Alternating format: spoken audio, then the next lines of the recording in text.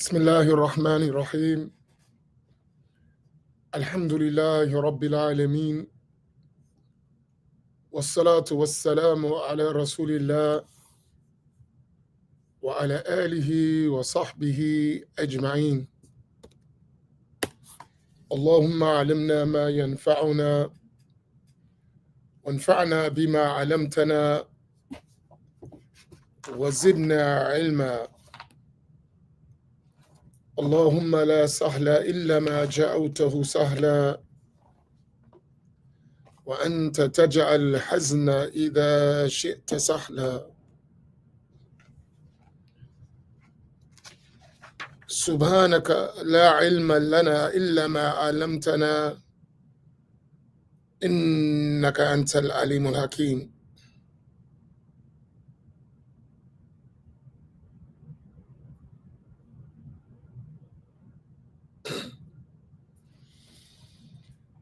لله تبارك وتعالى.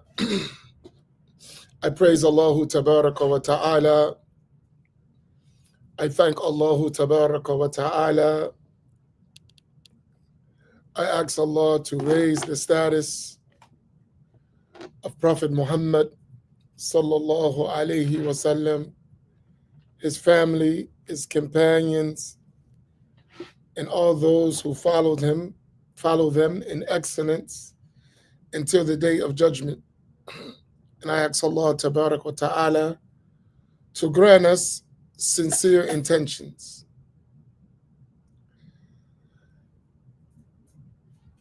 One of the most important things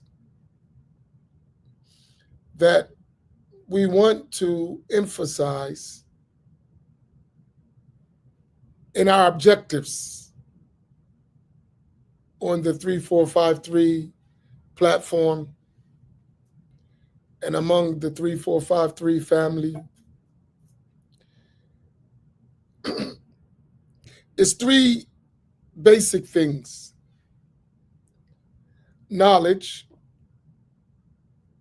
practice,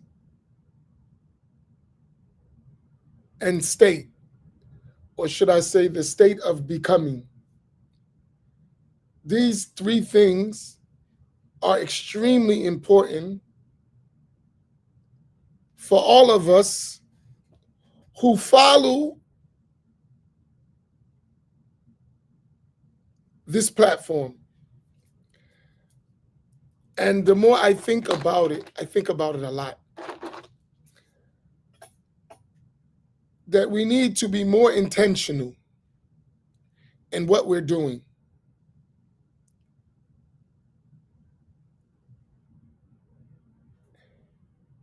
And to be more intentional about what we're doing, we need to be extremely definitive of our direction. So those 3 points I want us to focus in on. Al-ilm wal-amal wal-hal. Knowledge, practicing, and the state of being.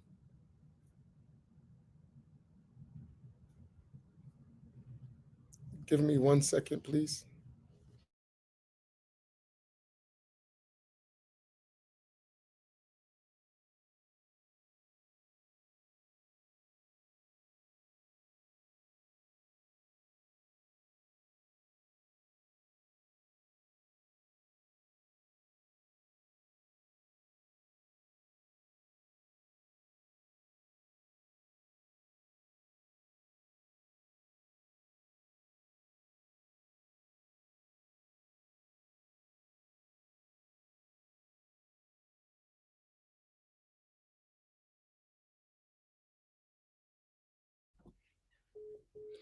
So as I was saying before, I had to take a quick break.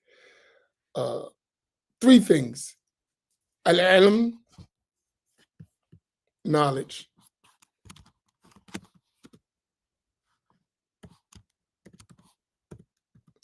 al-amal, practice; and al-hal state. So everything we're doing, everything we're learning, every program we put on, its design is focused for those three things. If you want to just say, like, everything we're doing, what I need to get out of this, the most important thing that I need to work on: knowledge, practice, and the state, which is becoming what we learn and what we practice, right? And that's a lifetime journey. So out of our ibadah, out of our worship, that's what we're trying to get. And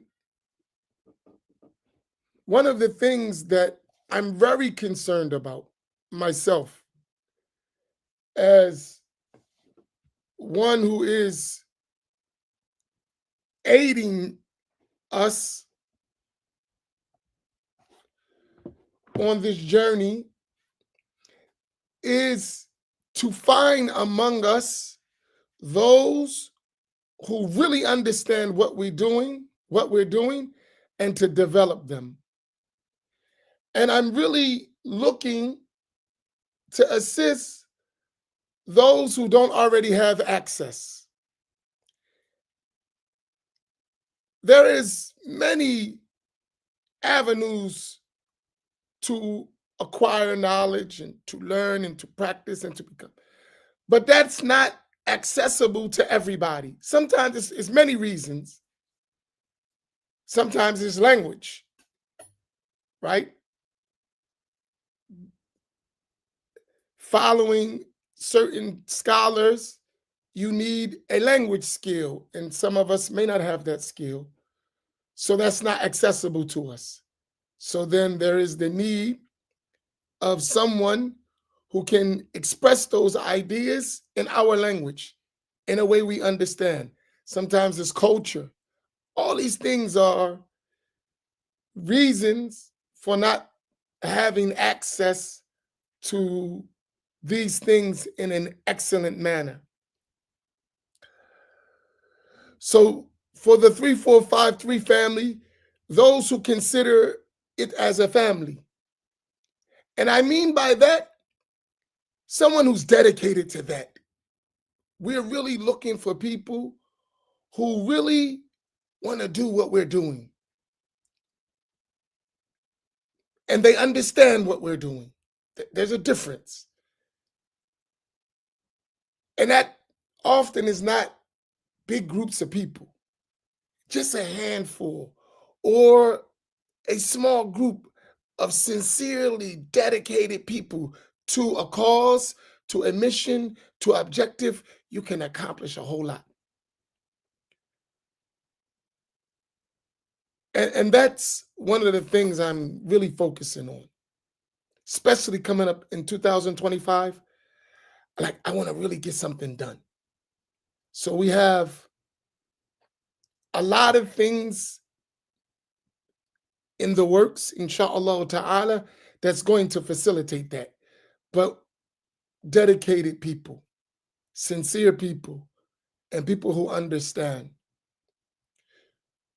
The primary objective of it is knowledge, practice, and a pure state, actually becoming what we're talking about. And that's not going to happen overnight. It's going to be a process. So as I was thinking about this, some lines of a famous poem that the scholars of Ahl Sunnati wal Jama'ah, especially the Shafi'i scholars, they all worked and memorized and taught these lines of poetry.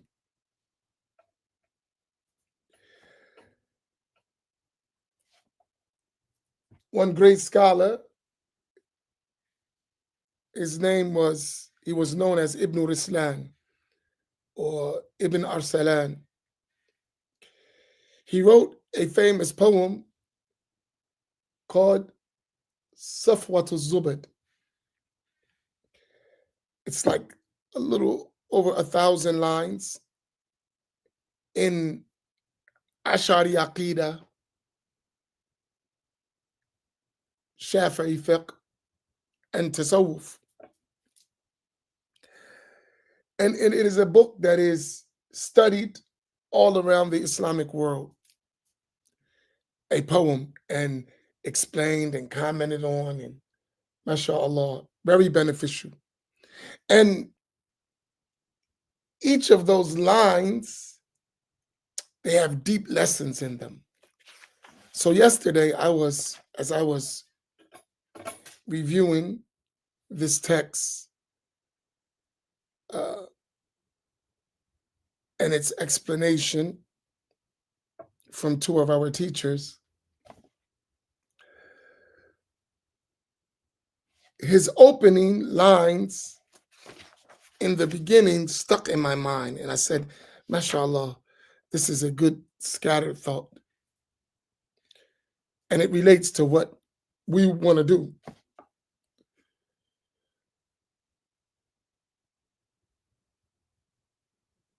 He said about his poem, تكفي مع التوفيق للمشتغل إن فهمت وأتبيت بالعمل, which means that this poem that he wrote, it will be sufficient, it will suffice you with tawfiq from Allah. At-tawfiq is Allah subhanahu wa ta'ala creating in the servant the ability to obey him.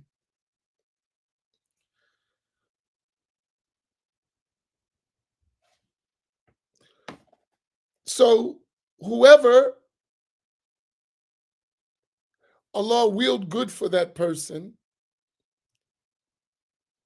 he'll give him tawfiq to actually occupy and pay attention to al-fiqh fi din, knowledge and understanding of the religion.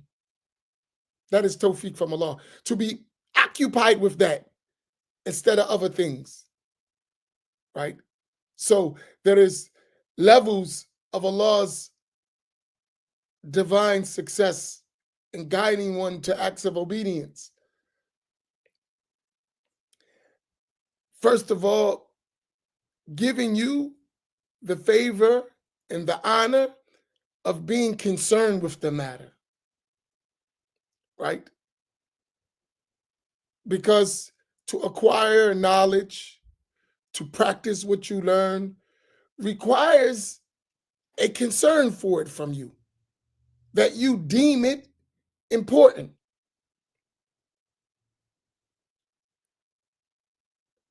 As we learned that whoever Allah subhanahu wa ta'ala gives them knowledge of the religion, understanding of the religion, and they think that someone was given something better, they have belittled what Allah made great.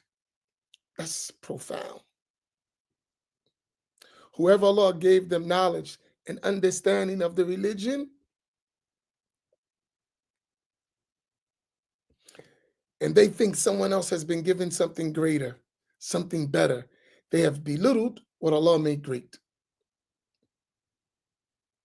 So to be occupied with learning and understanding of the religion, that's a sign that Allah wants good for you. And that Allah gives you tawfiq to do that, that's another sign. So there's a side from your side, and there is from Allah's side. And when they come together, subhanallah, one would be engaged in that and have a sense of honor and dignity by the knowledge of the religion. Lillahi ta'ala, for the sake of Allah, not for nothing else. And then he said about not just knowledge, he said, in fuhimat wa utbiyat bil amali. So the knowledge contained in what he's conveying, he said, if it is understood and followed up with actions, practice. So we hear the knowledge, yes, we receive it. Do we understand what we're hearing and what we're receiving? Do we understand not only its content, but its significance and its importance in our reality, our life? Why do we need knowledge? Because knowledge is a means to practice, which is how we're going to get the acceptance of Allah Tabaraka wa Ta'ala. We have to learn, and he's going to mention it in more detail.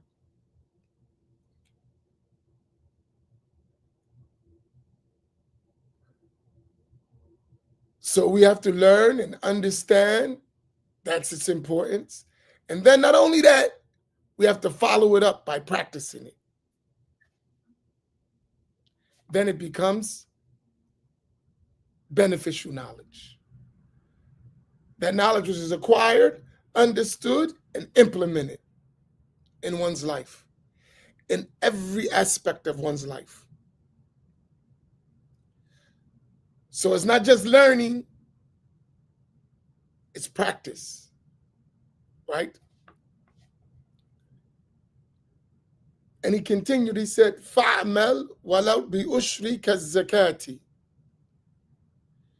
So practice, implement, do what you learn.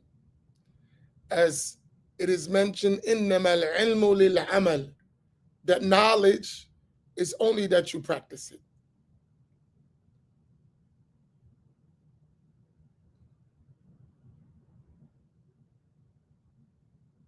Knowledge is only in order that you practice. In other words, without practice is not really knowledge, it's information. Knowledge is what you practice.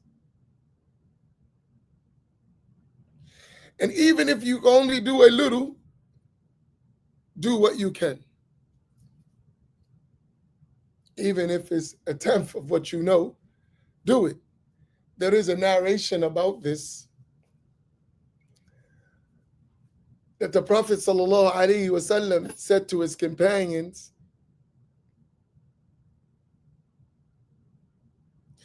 you live in a time that if you leave out a tenth of what you were commanded, you would be ruined. Talking to the companions. You live in a time, if you leave out a tenth of what you've been commanded, you would be ruined. But there shall come a time among the people, if they perform a tenth, they would be saved. SubhanAllah, we live in such a time. Because in the time of the Prophet ﷺ, they had Al-Madinah, they had the Prophet with them, they had everything facilitated. So it's not imaginable that they leave out stuff. That's falling short. And that's why you find the companions, radiyallahu ta'ala anhum, they were like extremely engaged in ibadah, to the point that they said, we lived in a time that if one left out the congregational prayer, they were thought to be among the hypocrites. That no one would leave out the congregational prayer in the masjid except someone who was a known hypocrite. Imagine that to where we're at today. Unfortunately, some of us, we only see the masjid on Jumu'ah. The inside of the masjid, we only see it on Yawm al-Jumu'ah. From a time where if someone didn't come to the masjid, they were thought to be a well-known hypocrite if they wasn't in the prayer. That you would see among the Sahaba, radiallahu ta'ala anhum, a person carried on two people to make it to the front lines.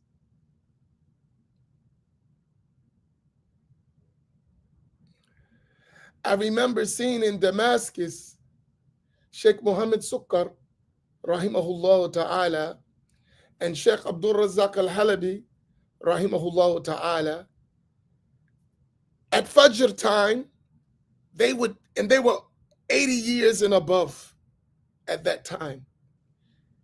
May Allah be pleased with both of them. They would be carried to the lines of the prayer. Sheikh Muhammad Sukkar, he was in a chair. He would be carried in his chair into the front row. Sheikh Abdul Razak al-Halabi would be carried by two people walking to the congregational prayer. And this is Fajr. It's early in the morning. They were following the way of the Sahaba in that, right?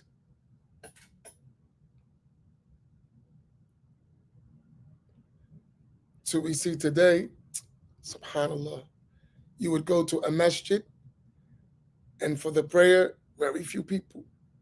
Jumu'ah, sometimes filled, but the regular 5 prayers. But those 5 prayers, when one is able, should be something that you never miss.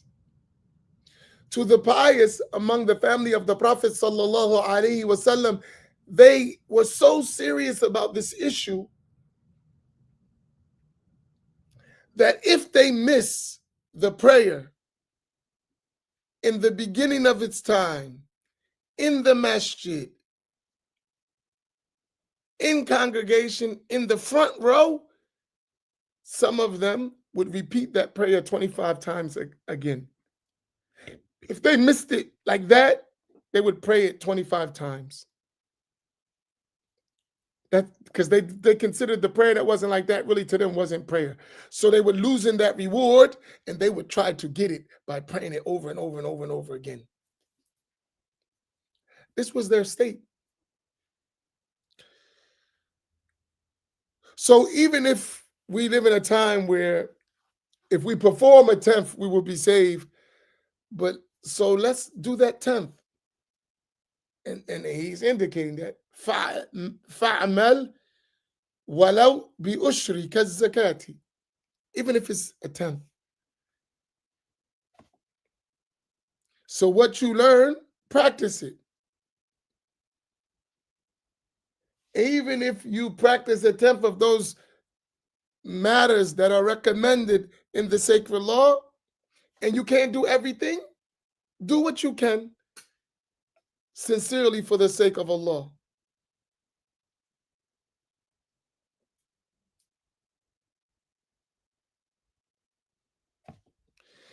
If we do that, look at the good news, he says.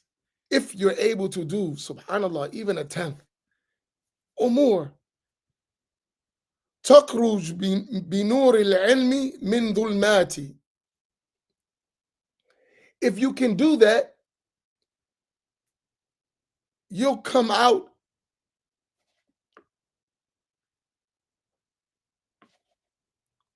as a result of those acts of worships by way of the light of knowledge from the darkness of ignorance. You do that, the light of the knowledge that you practice will bring you out of the darkness of ignorance. And ignorance of the matters of the religion is darkness. And the people of Allah subhanahu wa ta'ala are people of light.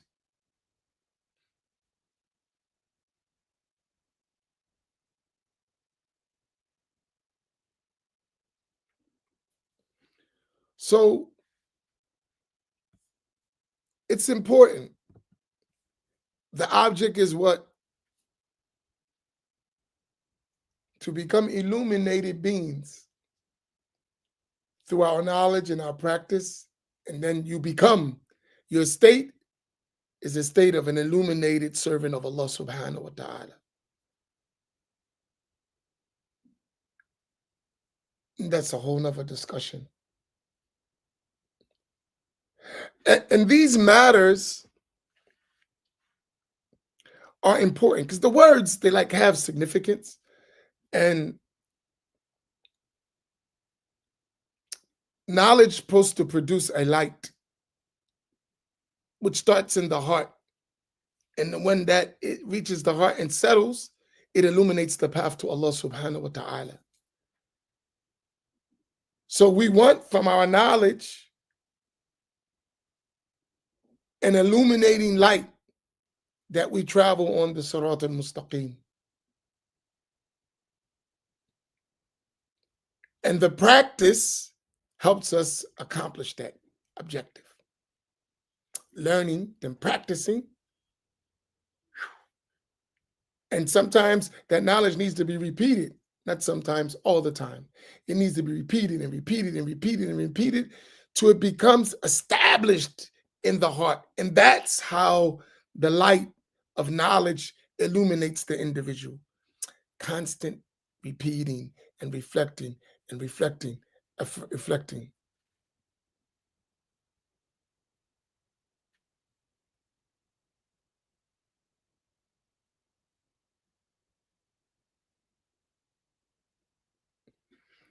So it's very important.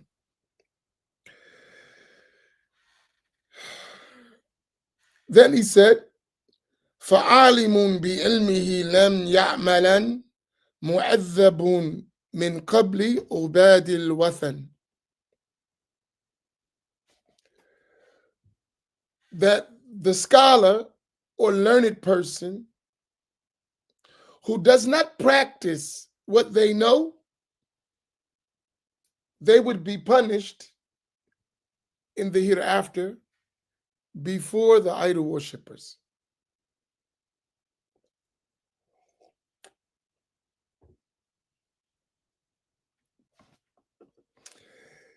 When you say scholar, فَعَالِمٌ بِعِلْمِهِ لَمْ يَعْمَلًا, that scholar who doesn't practice his knowledge, don't look at someone else, look at you. And why do I say look at you? I'm not a scholar. Yes, you are. How? I'm not a scholar. Yes, you are. How? Because it applies to you. Because if you say I'm not a scholar, then you're going to say to yourself, it doesn't apply to me. Scholar has multiple meanings. To say I'm not a big scholar, I'm not a great scholar. You have some scholarship. What is it? Imam al-Haddadi said something beautiful. Whoever knows one religious judgment, then he is a scholar in that. Subhanallah. Whoever knows mas'alatan wahida, one religious rule, فَهُوَ عَالِمٌ بِهَا, then he is a scholar, a learned person in that. So whatever case you have, that's your knowledge. And you, in relation to that knowledge, are a scholar. And therefore, you must practice that knowledge. If not, you deserve the punishment.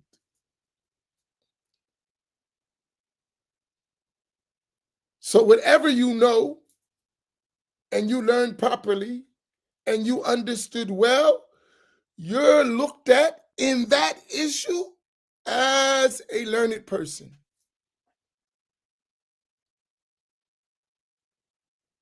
So none of us are excused from these threats.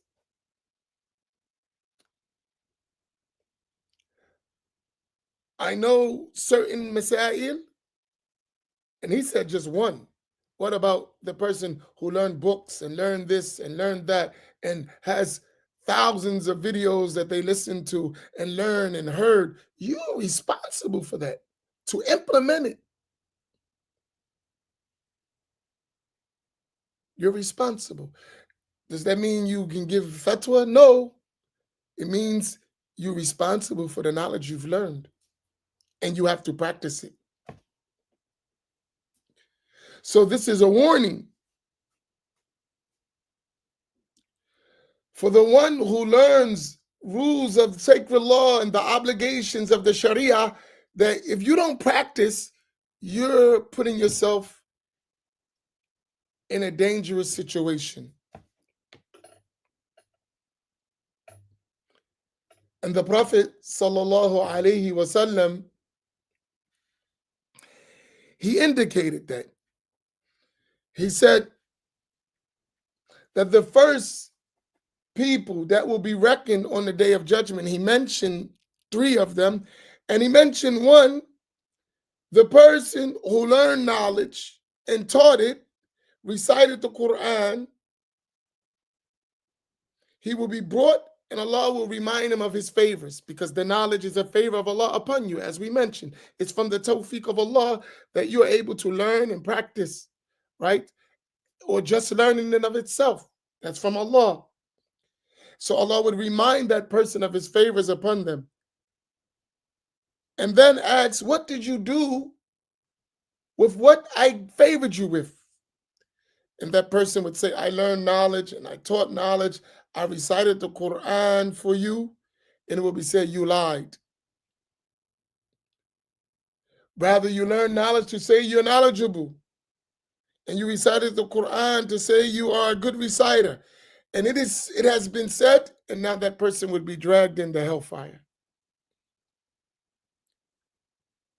So it's not just about I learned. So this person did learn.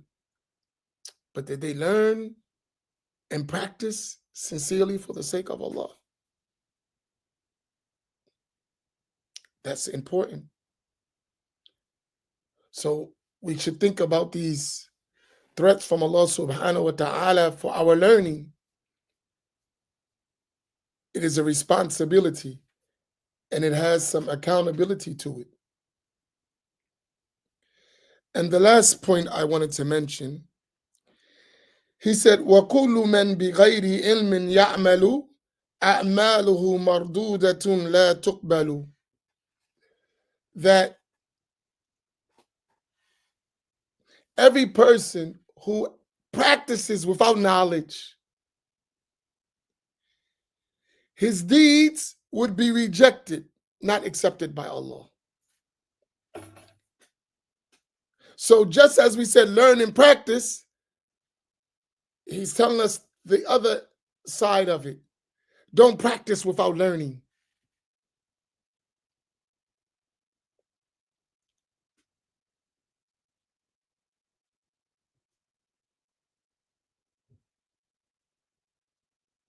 So what is it telling us? To learn the sacred knowledge and practice it. You cannot practice without knowledge. And that's Imam al-Bukhari has a section in his Sahih where he said, Bab al-ilmu qabla al-qawli wal-amal. That knowledge must precede every statement and action. You have to learn the religion. And there is a route to that.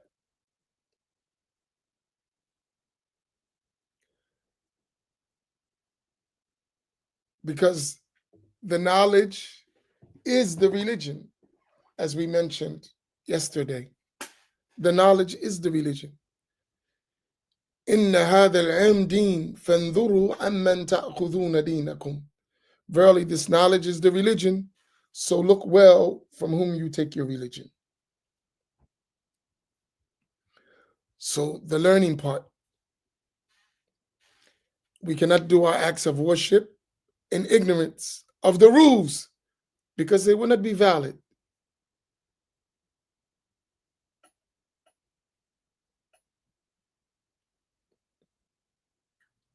It is extremely important to learn.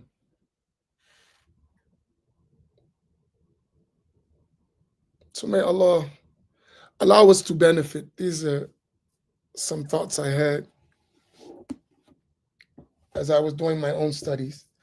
I was reflecting on these points. And this is the important thing we want in this 3453 family.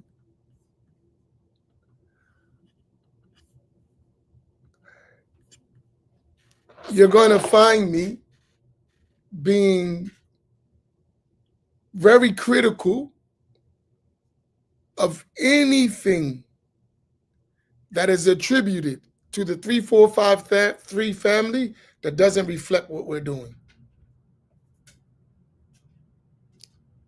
Critical of the thing and anyone who is doing that thing, whatever it may be. So let it be well understood that we don't accept for anyone to attribute themselves to what we're doing who are not doing what we're doing.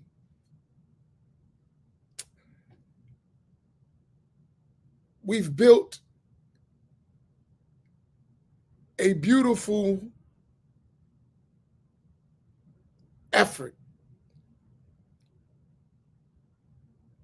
And you can say it in a way, a movement that is extremely important, and it cannot be destroyed by contradicting its methodology.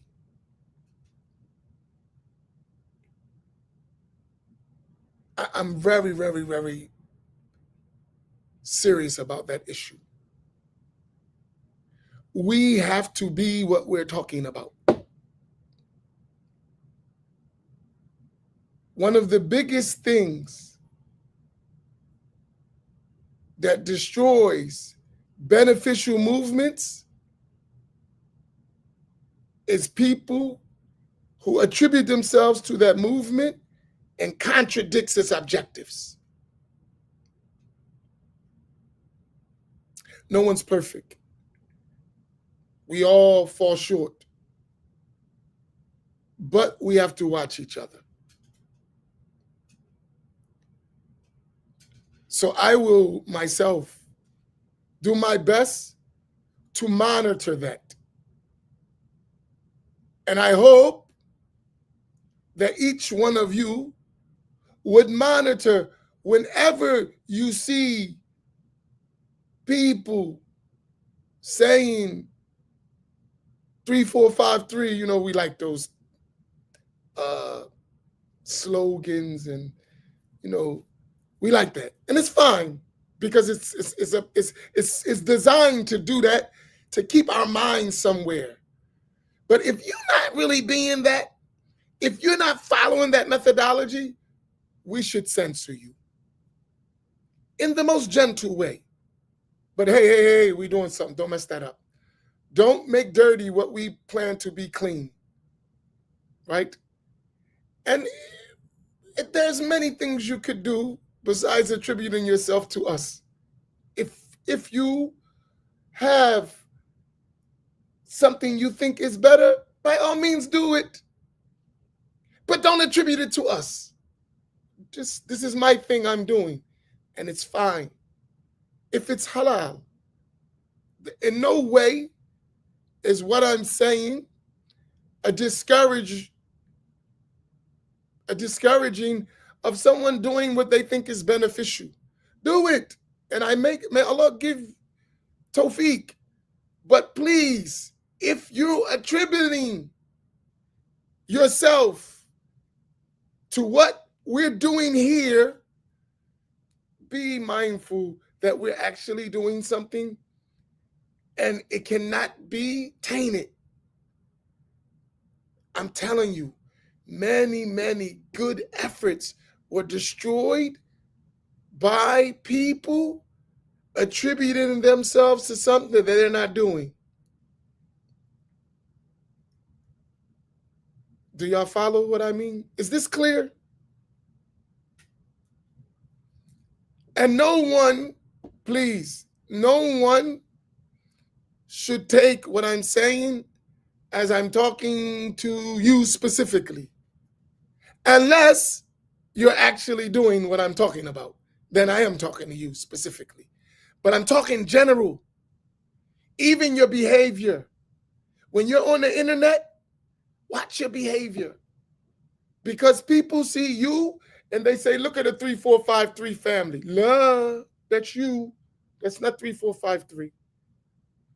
Even when you post, you know how many times people have said to me,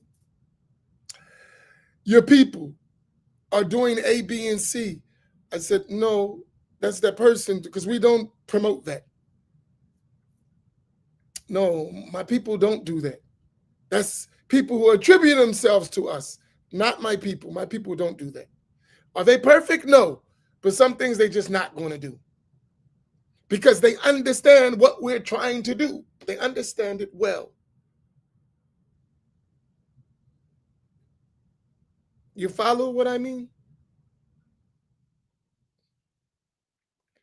We actually are trying to live what we're talking about. Every aspect of it. Are we angels? No. Are we awliya? Probably not. But even if we are, we're not going to claim it. May Allah make us among them. So that means we're going to fall short, right? And we admit at-taqsir.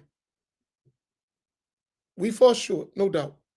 However, that's not an excuse. That's a reality. We fall short. But we only admit we've fallen short while we're working hard to do the right thing. And we realize we're humans. We fall short. But our work ethic is working diligently to accomplish and to become what we're talking about. That's extremely, extremely important. I cannot emphasize it enough.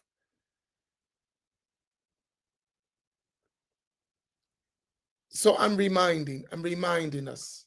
Listen, we have a lot we're trying to do. And as specifically a community of people, we've never had, that I know of, and I could be wrong, but we've never had a sustained, continuous, unbroken chain of knowledge and practice and states in our community on the methodology of Ahl Sunnati wal Jama'ah al Ash'ariyah wal Maturidiyah fil Aqidah wal Hanafiyah wal Malikiyah wal Shafi'iyah wal Hanabila fil Fiqh, and Ahl Tasawwuf, and the people of Sufism. In our communities, that's the methodology, and it's generational for decades and centuries. That's what we're trying to do. That's the base. So we can't mess that up. When we're long gone, we're trying to leave a legacy of al-ilm, wal-amal, wal-hal. That's what we're working on. And we're at the very, very beginning stages, ground zero of the work. So consider that. This is what we're trying to do. And have respect of that. Right? Have a healthy respect for what we're trying to do.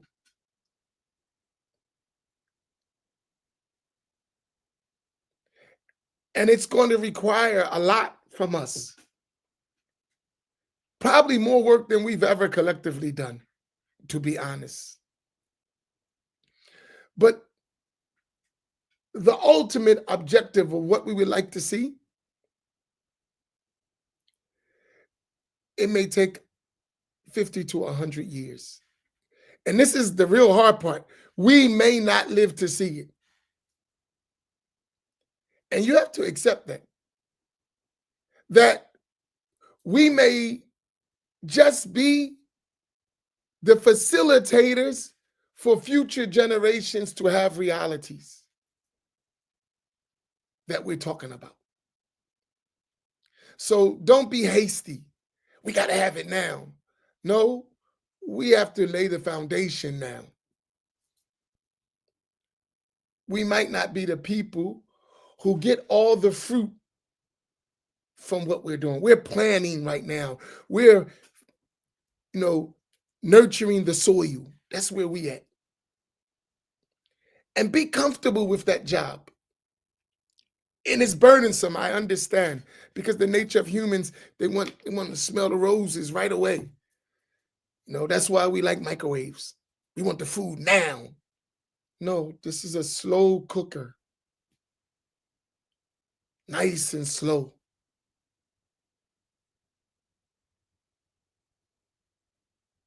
Y'all follow me? And I'm going to tell you another thing.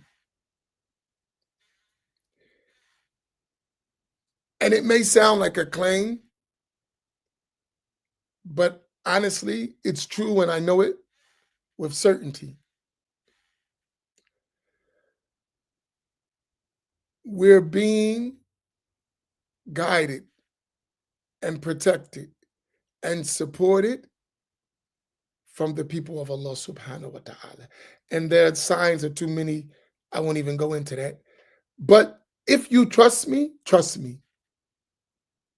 we're being guided. We're being protected. We're being supported.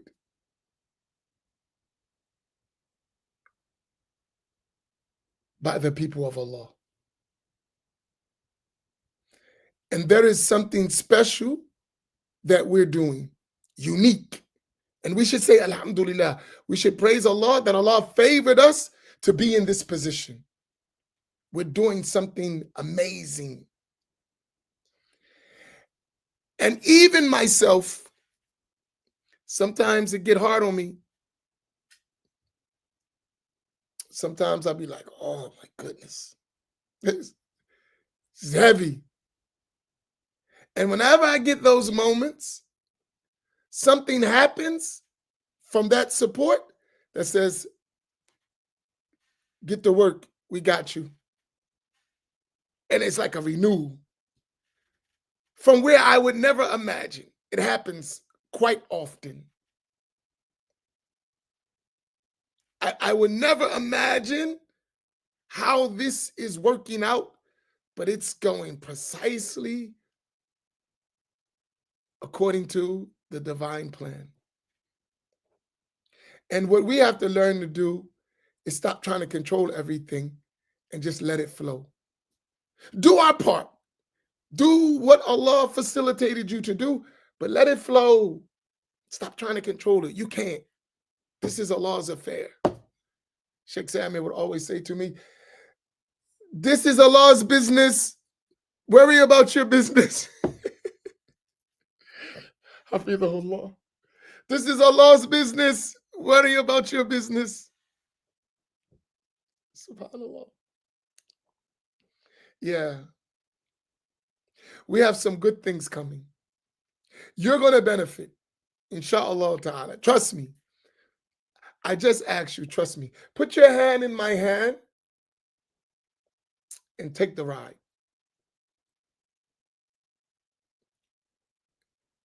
We're going to benefit.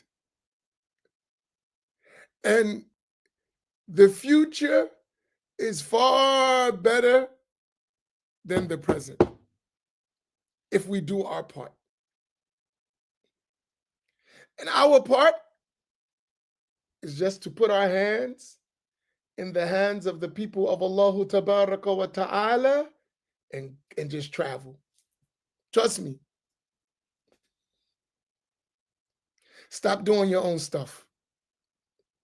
We don't know what we're doing. Follow.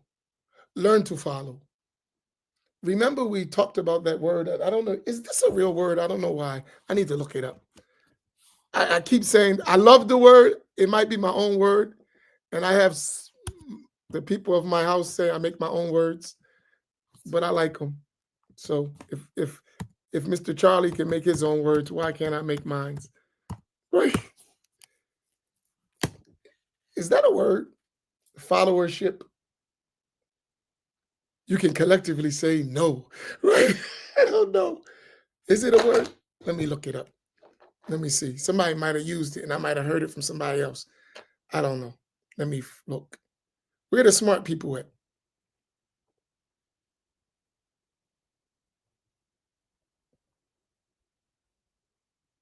It is a word. That is a word. No, it is a word. According to Google, it's a word. MashaAllah, look at that. Google. What's this? It is a word. Followership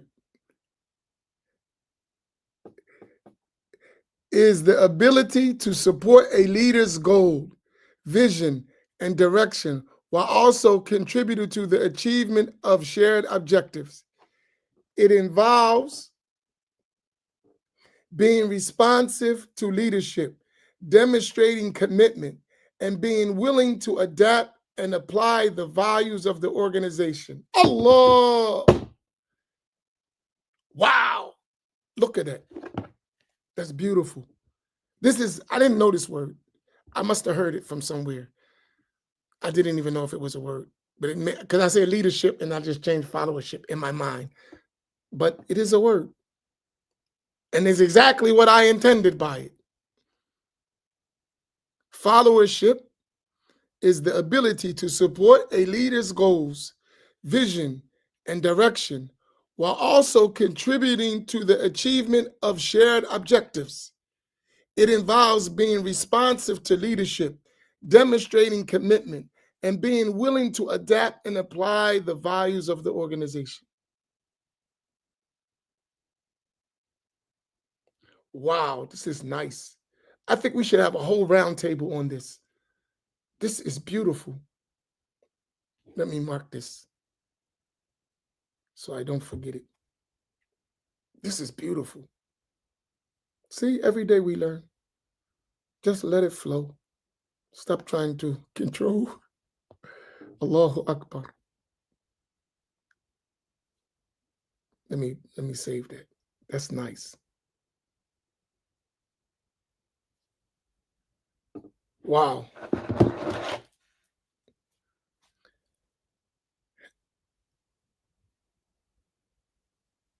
Imam Siraj Wahad said something one time,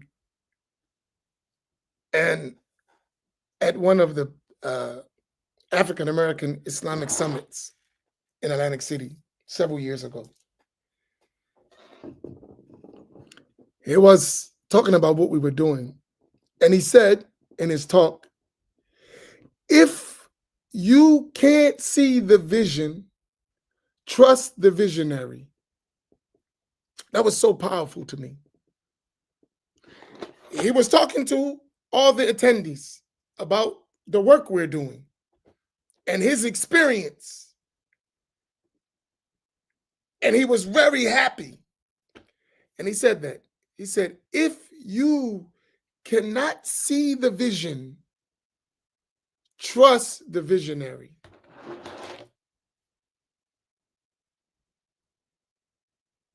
And that's what we have to learn to do.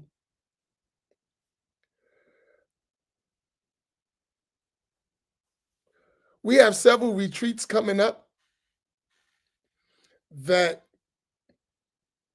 I think is extremely important for what we're doing.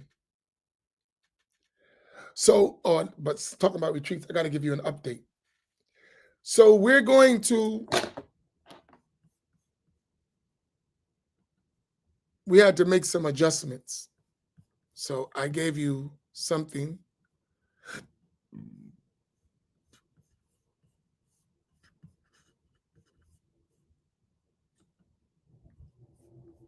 Which was, so January 3rd, 4th, and 5th of 2025. We were supposed to have Sheikh Samir Anas. However, that was not easy to facilitate like we desired.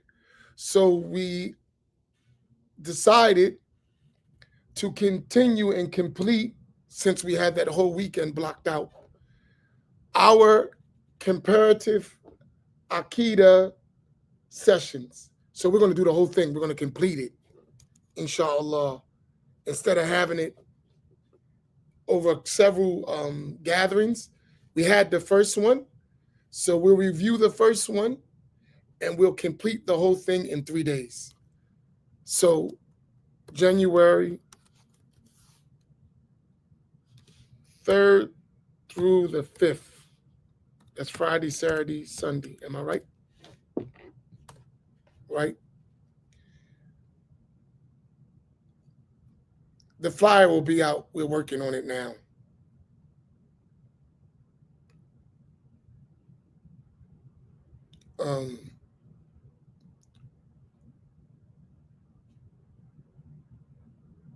Yeah, 3rd, 4th, and 5th. What is this? So we're going to complete that. So, and we're going to do 2 small treaties in Aqidah that are very important doing that. So we finished the first one. We did the whole of Aqidah al-Aqidah Tahawiyah. And al-Aqidah Tahawiyah is the basis by which we're going to do, and we started, the comparative understanding of Aqidah. Very important. That's the perfect text to illustrate all of what we're talking about. So in the creed. So we're going to do that. And then we're going to do 2 small texts that inshallah we memorize one and the other we benefit. So we're going to do 2. So it's going to be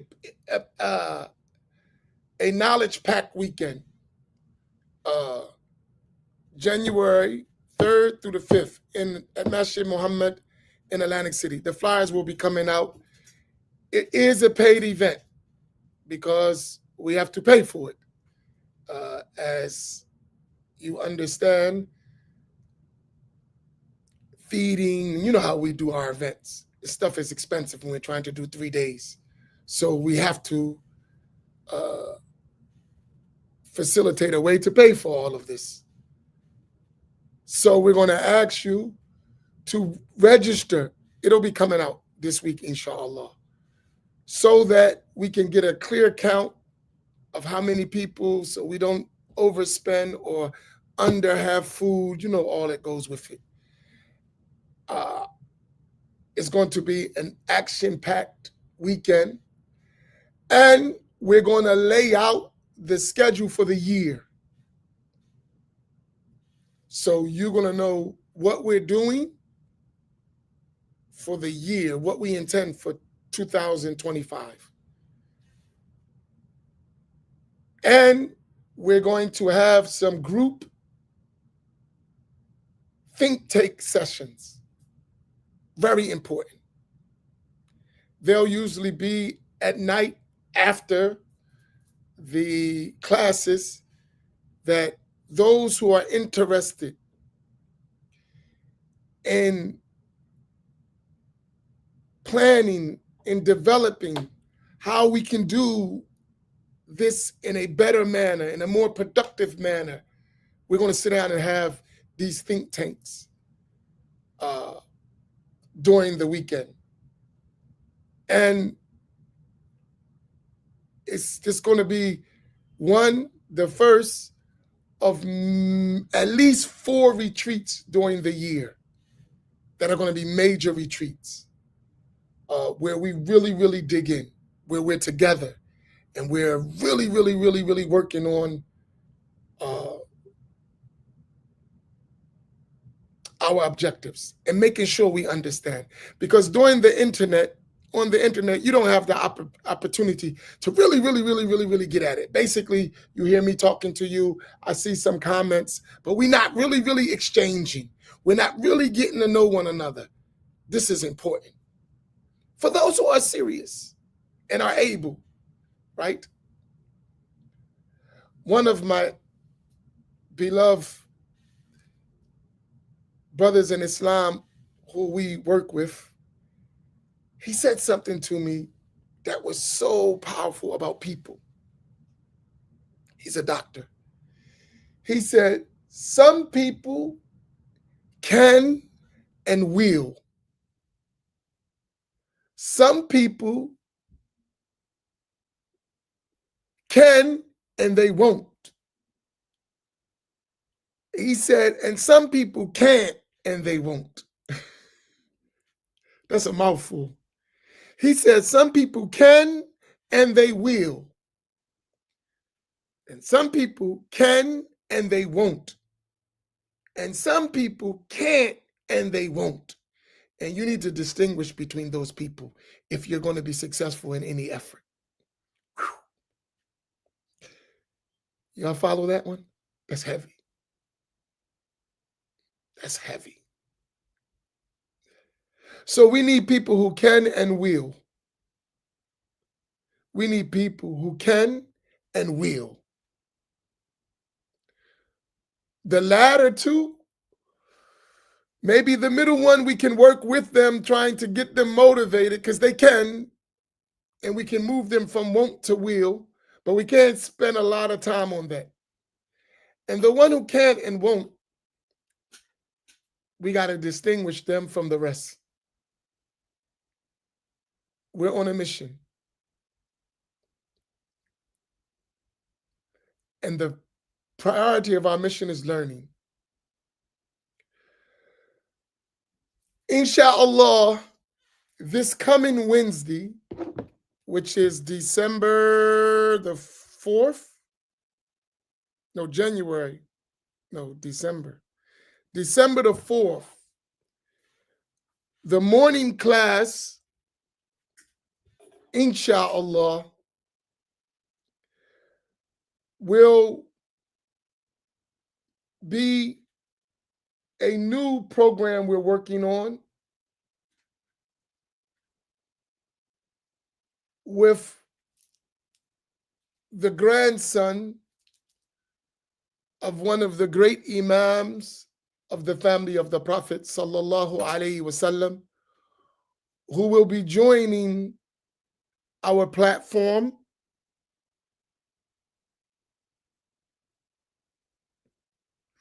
and teaching, inshallah, twice a week.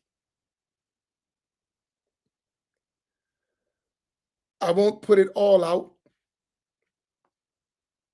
until we do the first class, and it's a reality. So the first class will be Wednesday morning, I think at 7:00 a.m. So where I would normally come on for Scattered Thoughts or the Roundtable Review, during that session,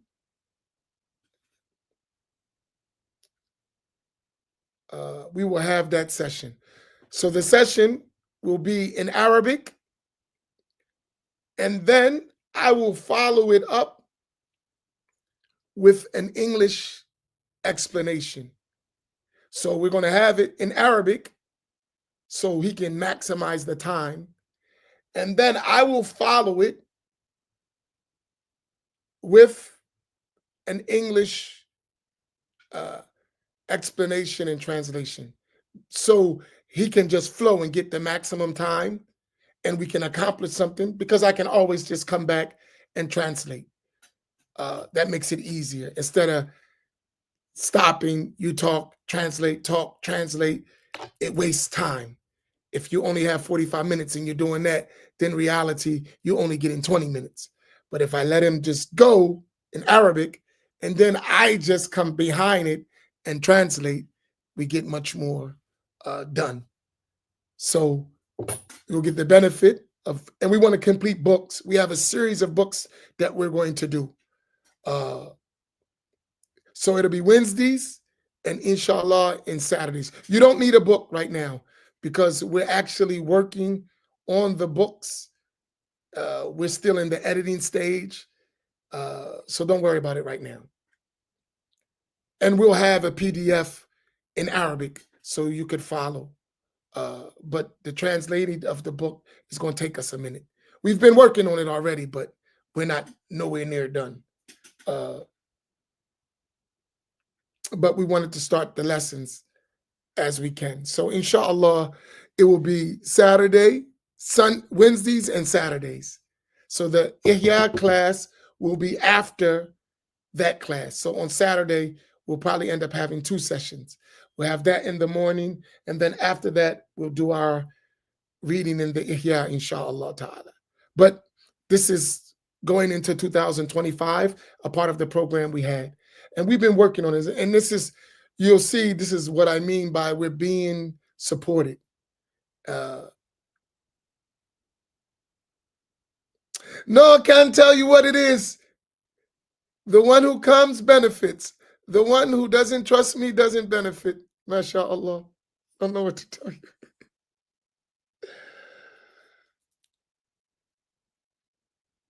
The best gift is the secret one. The best gift is the secret one.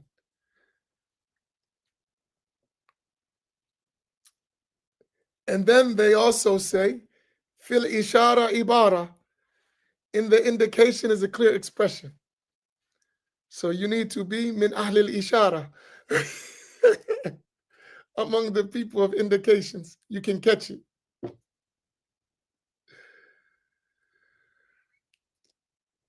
But it's a great gift, inshallah. And it's an honor. May Allah facilitate.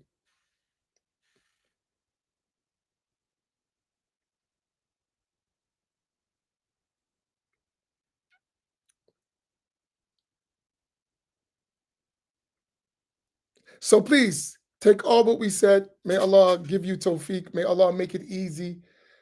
The flyer for the January gathering will come out, inshallah, this week. So you have time to plan, and we'll also give you hotel locations that, not that expensive. We'll put all that out this week, inshallah. So may Allah reward you. May Allah increase you. May Allah make you winners fi dunya wal akhirah. Bijah al-Nabi sallallahu alayhi wa sallam. Al-Fatiha.